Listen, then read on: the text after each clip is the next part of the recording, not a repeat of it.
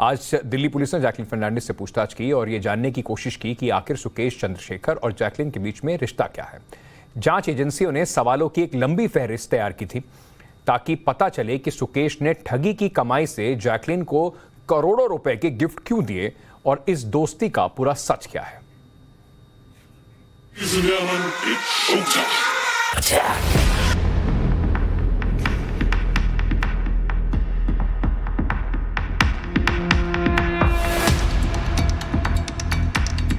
200 करोड़ का ठग सुकेश चंद्रशेखर ने जो जाल जैकलिन के लिए बिछाया, उस जाल में जैकलिन की मुश्किलें लगातार बढ़ती जा रही है।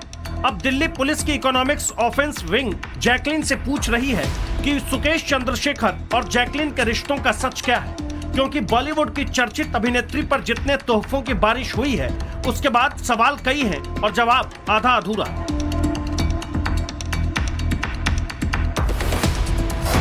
जांच एजेंसियों के पास सवालों की लंबी लिस्ट है।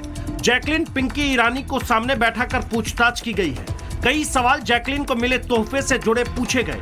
जैकलिन को मिले तोहफे का पैसा किसने दिया? ठग सुकेश से जैकलिन के रिश्तों को लेकर भी सवाल किए गए। अब तक की जांच में यह साफ है कि जैकलिन और सुकेश को दोस्त बनने में ज्यादा वक्त लगा नहीं।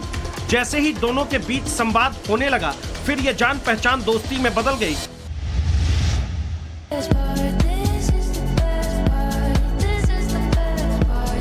और फिर दोस्ती हुई तो जैकलिन को हर दिन नए तोहफे मिलने लगे। ये सारी बातें ईडी की जांच में भी स्पष्ट हो चुकी है। दरअसल ये पूरा खेल दिसंबर 2020 से शुरू हुआ और उस वक्त सुकेश चंद्रशेखर जेल में बंद था।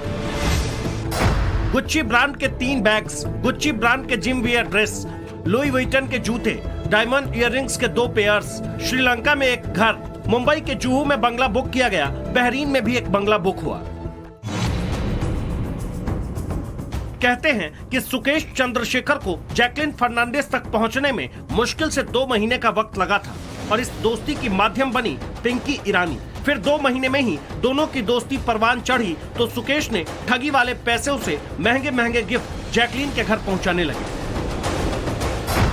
सुकेश ने खुद को गृह मंत्रालय का अधिकारी बताया है।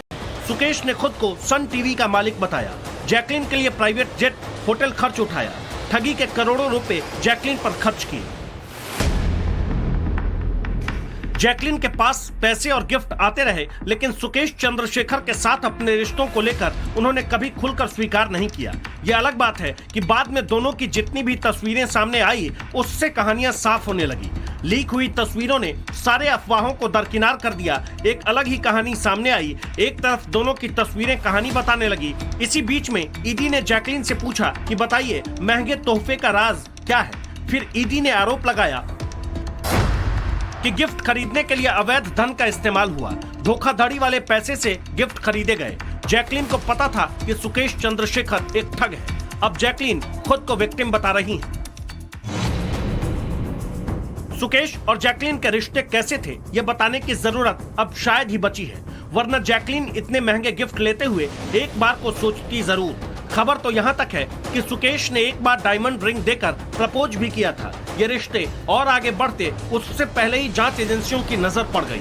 फिर जो कहानियां निकलकर सामने आई, उससे साफ हुआ कि दोनों की दोस्ती की बुनियाद ही गिफ्ट पर खड़ी हुई थी। हालांकि जैकलिन इन सवालों से लगातार बच रही है। अब सवाल यही है कि खुद जैकलिन इन मामलों पर अपनी बात कब सामने रखती है। Bureau report, times now, Navbharat.